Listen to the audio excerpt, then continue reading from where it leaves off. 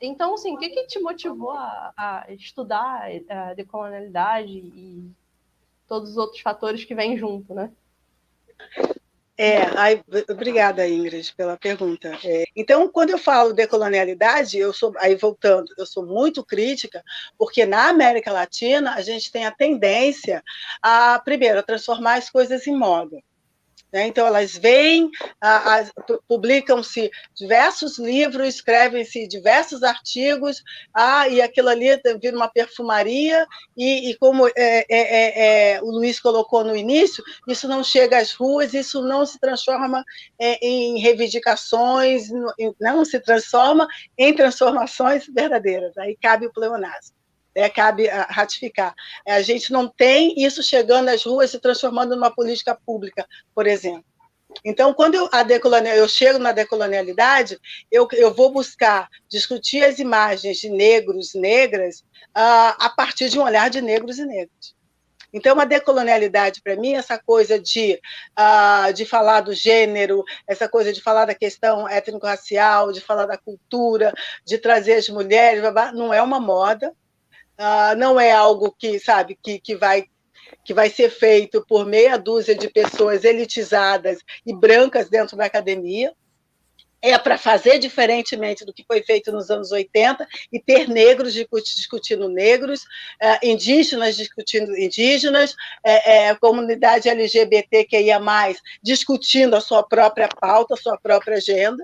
Então, é para fazer de verdade. Eu acho que eu mandei isso para vocês na minha mini bio. Mês passado, eu fui para o Alari, que é um departamento, um centro da Universidade de Harvard. A seleção foi no início do ano, aí eu mandei uma prévia do meu texto, eles aceitaram, aí eu mandei o primeiro capítulo, e aí em maio tive o prazer, a grande oportunidade de estar lá conversando com as pessoas, e eu falei lá o que eu estou falando aqui, o que eu falo no FRJ. Me perguntaram, mas por que você não citou X, não citou Y, não citou Z e citou a fulana? Eu falei, porque a fulana é uma mulher preta. É uma mulher preta escrevendo sobre pretos. E a pessoa, no caso, que me perguntou era um homem branco de olhos azuis americano. E ele ficou assim com os olhos arregalados. Eu falei, porque é importante.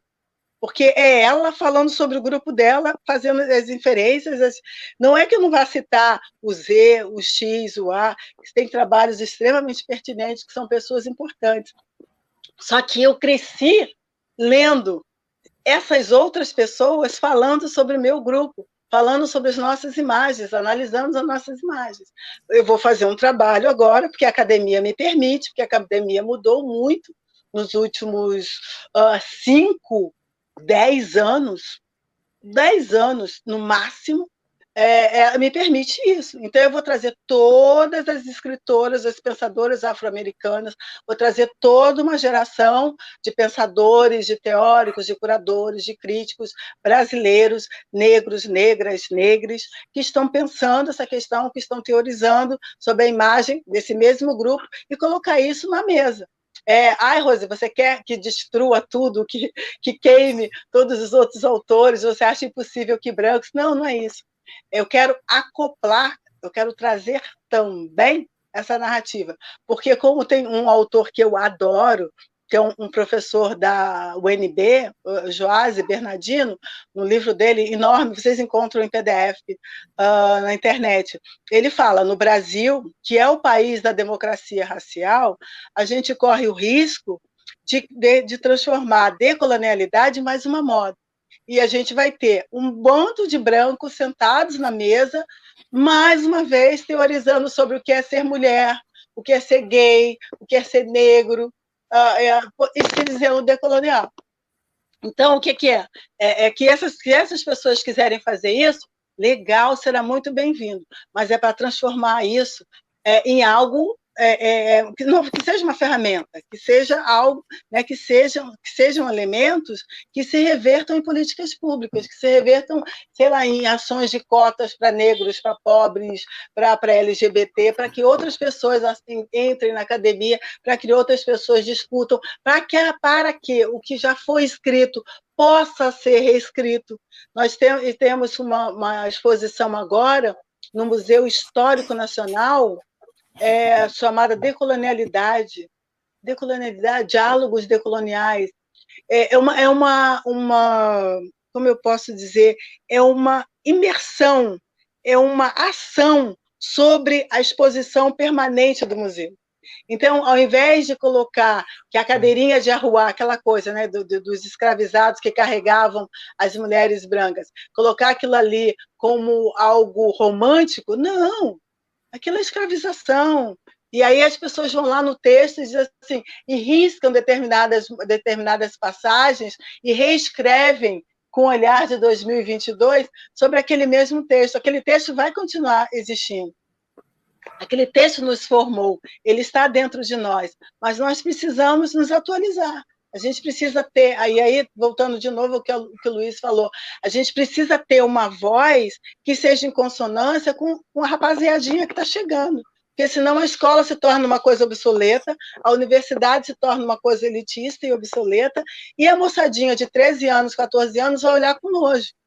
E aí tem as implicações que eu sempre falo. Se a moçadinha de 13 anos, 14 anos, olha para a universidade com nojo e não faz o Enem, a universidade perde legitimidade. Se ela perde legitimidade, ela vai perder dinheiro e ninguém vai para a rua brigar porque ela está perdendo dinheiro.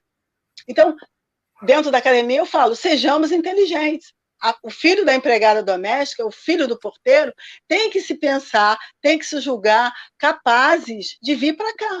Porque a partir do momento que eles falaram assim, aquilo não é para mim, o Palmeiras é para mim, a peneira do Flamengo, sim, é para mim, a peneira do Botafogo, isso é o meu lugar, a universidade não é meu lugar, a universidade vai deixar de existir. Isso é simples assim, é capitalismo. Adoro o capitalismo, acho maravilhoso. Assim, não tem, sabe? Não tem procura, meu amigo, não vai ter dinheiro. É muito simples. E aquelas pessoas vão deixar de existir. Vai fazer cada vez menos concurso. Daqui a 20 anos, 30 anos, a gente não tem mais feijão. Porque só com o dinheiro das elites, o Estado não vai bancar só com o dinheiro das elites. Não vai só para os filhos das elites. A verdade é essa. Ela vai diminuir, ela vai... E quando eu falava isso há 10 anos atrás, ou quando eu falava isso em 2018 na Rural, parecia longe. Quando eu falava isso na UERJ, em 2009, eu dei aula, não, 2010, 2012, parecia distante, parecia uma quimera. Hoje a gente vive uma realidade de corte.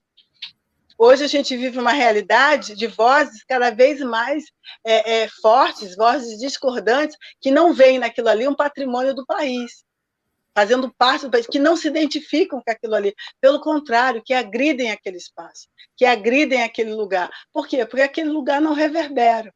Então, aquele lugar tem que reverberar, aquele lugar tem que ser cada vez mais para as pessoas mais simples, aquele lugar, sabe, a pessoa que lava o banheiro da universidade tem que pensar assim, pô, minha filha, minha neta pode dar aula aqui, meu filho pode dar aula aqui, porque tem a professora Rosemary Conceição, que a mãe dela era doméstica.